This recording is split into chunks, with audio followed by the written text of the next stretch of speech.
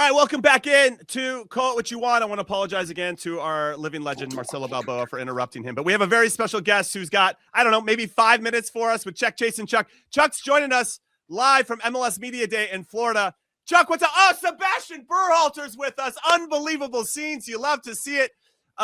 Chuck, Sebastian, thanks for hanging out with us today. Charlie, how you doing, buddy? Good to see you. Oh, he's muted. We can't hear him right now. I absolutely love that. Hey, and that's a nod to Big Tones. Tony. Hey, we good now? Yeah, we are good. Let's go. Cello, I was going to say, how many times has Jimmy contradicted himself in the past 10 minutes? No, but I'm here with the next rising superstar here. Are you kidding me? Let's go. Sebastian, what's up, man? Great to see you. What's up? I was actually enjoying listening to Marcelo. I could have kept listening to that. That was fun, hearing his perspective on it. That was pretty cool. Well, that's because you weren't born at the time, so they're all new stories to you. So that's 100% true. I love it. I love it. All right, so Sebastian, I'm going to go first here. At the start of 2025, so it's basically this time last year, did you ever envision the year that you had? I mean, you got to 2 finals, the CONCACAF Champions final, you got to MLS Cup final, you got your first caps for the national team, scored a goal against Uruguay, your first goal. I mean, what do you, so I say all this, like, what are you dreaming for in 2026 after that 2025? Yeah, I think, 2025 was something that, maybe I didn't envision all that happening, but it's something that, I felt like was around the corner, that was in the horizon. And it felt like it was a compound interest of all the work I put in the last, 5 years and my whole life. So, I was ready for it and ready to go. And then, next year, I feel like there's a lot of things I feel like I could have been better at this year, and a lot of, small details that, will hopefully add up and, for next year to help me be even better. So it's a good year, and I want to be better though. I feel like I still have another step to take for sure. Yeah, of course. Oh, I'm going to jump in. Good. Hey, I saw an interview where you talked about almost quitting the game of soccer. There's so many kids out there, they get to a point where they get frustrated. Where and how did you switch that? Because you went from possibly not playing to now you're possibly on the verge of making a World Cup team. And there's a lot of kids that get to that point where they just give up. Hey, how old were you when that happened? I was 21, 22. And yeah, it was something that, I'm so glad it happened, because that's when I started to figure out, who I am as a person, and, started to build the team and people around me, and trying to find good people that can help me along this journey. And it's not just me, and sometimes it can feel that way, where it's, you're kind of isolated and it's just you. And I think that was super important. Now I have people around me that, I've always had my family, but other people that, have a lot of knowledge in different areas. And then kind of starting to build those routines, those processes that, help me to where I'm at today. And, that's what makes me. And that's what I pride myself in. And, if I didn't have that year in Austin, I wouldn't be here today. That's 100%. What was more difficult, the pressure or the expectation? Being a coach's son, not only a coach's son, the national team coach's son. How did you kind of navigate that as being, having that shadow? Yeah, neither really impacted me. It was more of just me finding myself, me, going through a tough time and then not having anything to fall back on. I think I've always loved that. I always loved having that. And, one day I always dreamed like, okay, maybe I'm not, Gregg Berhalter's son, even though that's the biggest honor, because he's done so much in U.S. soccer and for the game. But, I want to, be Sebastian Berhalter. And that's something I've always dreamt of. And yeah, I think that's part of it. And it's fun. And I love when, people say like, oh, like, you got this, you got that, your dad's a coach and, maybe had it a little bit easier. And, yeah, honestly, he's given me so much knowledge and I'm so thankful for that. And, that's something like, that, hey, I went through some lows. Like, yeah, no, for sure. And I think everyone does, and again, those lows is what, made me, sit here with you guys today. So Sebastian, talk about that compounded experience, this included, right? Having the lows and how it unlocked for you in the Vancouver Whitecaps this particular season. Because you brought in a new coach, Jesper Sorensen, all the pundits, I won't say us per se, but those other pundits out there picked you to be 13th or 14th and not have a good season at all. And you defied all expectations. What were you doing individually, and what was the team doing collectively for you to have that type of success, which ultimately led to some individual success with the U.S.? Yeah, I think as the group goes, we were always a tight knit group, and we always had guys that wanted to be with each other, wanted to hang out. And on the field, we just, I don't know if we were 100% clicking. We were just like kind of trying to figure it out, and maybe we're doing a little bit too much. And Jesper came and made it really pragmatic. He didn't make it more than it needed to be. He came in, set a good foundation, good principles, good standards, and guys, took to that. And credit to our group, credit to Jesper, to everyone to buy into that. And I think that it was so fun this year. This whole year was a blast. And sometimes you have locker rooms that are hit or miss, like every single guy in the locker room. Yeah, no, 100%. And that's normal. You know what I mean? Like, it's not every locker room's an amazing locker room. Okay. So, go ahead. No, one quick follow-up then. I'm going to build off of that, what you said. Now there are expectations. Yeah. Is the group ready for that? Now you're expected to get to finals, and now you're expected to play at a certain level. And that's a harder, for me in my own career, that was a harder hill to climb for me than when nobody thought I could do anything, right? Having to maintain that level of success. Mm-hmm. Yeah, I think, even when they had us 13th, 14th, we didn't listen, and even if this year we're going to be first or second, we're not going to listen. And I think that's even this whole year. I was, Vancouver's a good team. Like, anytime anyone said anything good or bad, we kind of blocked it out. It didn't matter because that's how, we're far away. We're in Canada. We're up in the Pacific Northwest. Like, we're used to no one, really caring about us. And sometimes it's fair. We haven't won too many trophies, haven't been, any playoff runs. So we get it. And that's something we just kind of keep our head down and just keep working. Same thing with the travel. Like, it just doesn't affect us anymore. We're used to it, and it's just part of who we are. So it's I'm excited to have those expectations. It's gonna be fun. Yeah, I was gonna say, you're not hiding anymore in Vancouver. There's no chance. No, There's no way. Yeah, especially when we have Thomas there. Yeah, exactly. Let me ask you this. I had a dad who played professional soccer, and I remember growing up, my dad had my goal. He set the foundation for what I wanted to be. And my goal was always like, I'm going to be better than my dad. That was always my goal. The relationship between you and your dad, how hard did he push you? How much leeway did he give you? And did you ever get to that point that, like, I want to be better than my dad? I don't think so. I think, to me, the way he helped me was a lot more collaborative, and it felt like we were doing it together. He was he just wanted me to be myself. And I didn't want to play soccer. I didn't have to play soccer. And, he wasn't ever telling me to go train. He wasn't ever telling me all these things, he was always supportive. And, sometimes I thought I had a good game and he would kind of bring me down, and vice versa. If I had a bad game, try to bring you up a little bit. But again, he was hands off, and he just wanted me to find the game for myself. And I think he did a great job. I really harbored that love for the game because, he didn't push me too hard, and I had to bring it out of myself. And even my mom, I'm so thankful for both of them to, kind of nurture me in that way to make me, love the game as much as I do. Guys, I don't know if you know, but I got to see him as a young kid, right? Playing at UNC. I'm calling ACC games.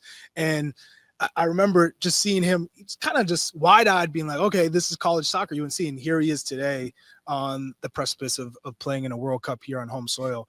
But I'm curious, Thomas Muller comes to your squad. Mm-hmm. What does he do for Vancouver, but more importantly for you in terms of advice, in terms of training and pushing you? You obviously already have your ways because you've kind of carved out that this season. But what has he done for Vancouver and for you in particular? I think for the city, he's let the city know that we're not going to accept average. And I think that's important for the fans to hear. He made that really clear that, the fans shouldn't expect us to be average, shouldn't expect us to be below average.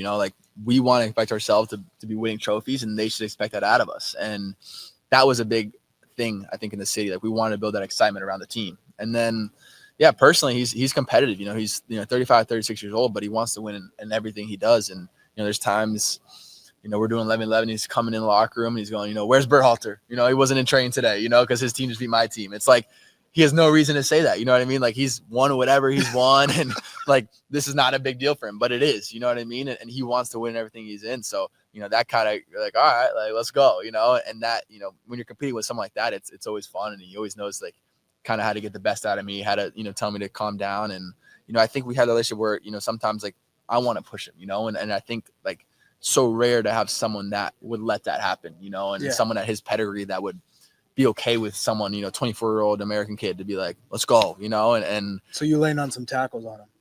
If I can't even get the ball. I try my best. And I think that creates, that training environment because, he's going hard and everyone's going hard and there's no taking it easy on everyone. So he's been amazing.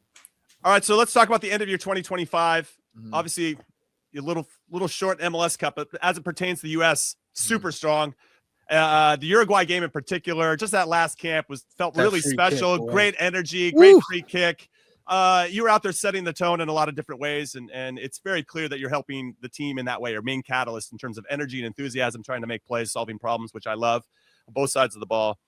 What was it like to be back on the field, to be driving the team in that way, to share the field with Gio, all of that, and then how do you use that as a springboard to what you want to accomplish with the U.S. team in 2026? Yeah, I think, that was a chance. Like, I had a chance, and that's all you can ask for as a player, to get a chance. And, Mauricio trusted me. I remember looking at Aiden before the game, and, we wanted Ugarte and Ben Score to start because you want to play against the best players, and we weren't really sure. And, they put out a lineup and we just looked at each other like, all right, like, let's go, let's go. Like, we got this. And, I love it. I think that belief we've had since we were young kids, and, sharing the field with him was amazing. Since 16 years old, we've been playing with each other, and, haven't played with each other in almost like 5 or 6 years. So that was a really cool moment. And, just the whole group, the way everyone played with confidence and with the swagger and, believing that, we're not just here to play against Uruguay. We're here to win, because that's what we do. We're American. We want to win, and I think that's important to share with everyone, that like, that's what we're here to do. We're not here to just, be in the games and fight. Like, we want to go dominate. We want to go win. And I think that was a great example. And yeah, it was so fun, man. I had so much fun that game, and even the whole camp, and as a whole, it was just a great time being there. I'm curious because we have Cello here and Tony, like OGs, right? Yeah. Hall of Famers. If we had a Mount Rushmore, they'd both be on it, right? Yeah.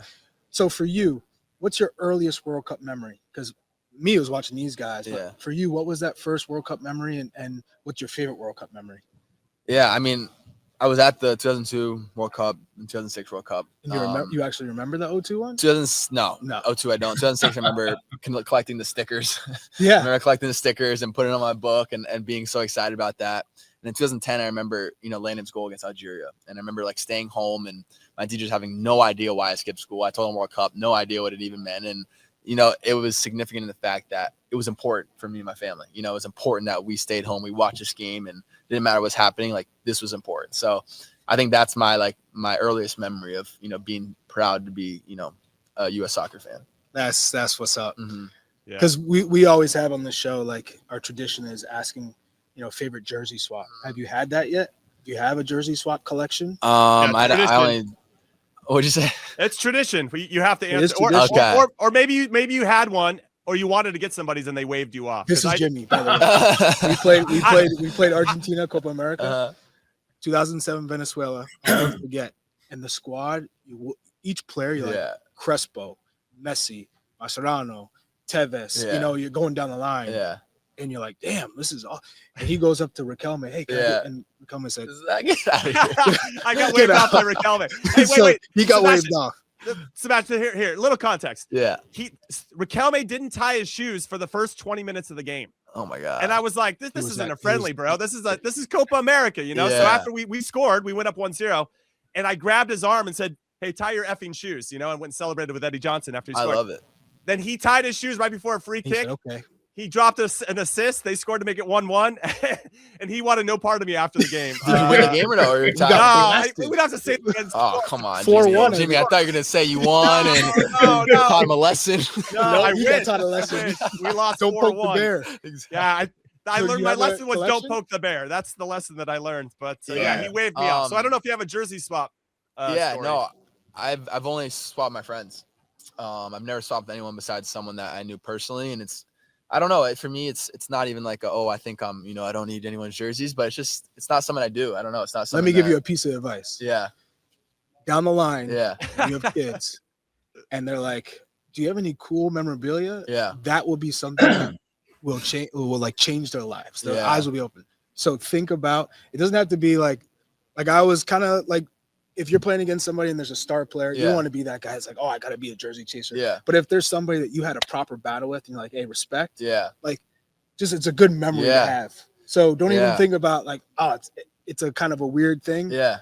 It's tradition. It's true. No, I've never changed anyone that I don't know. Well, you're young, so you got plenty of time. Stack them up. So who's your best friend? Thomas Muller is where you should start. There you go. Yeah. There you go. Say again, sorry.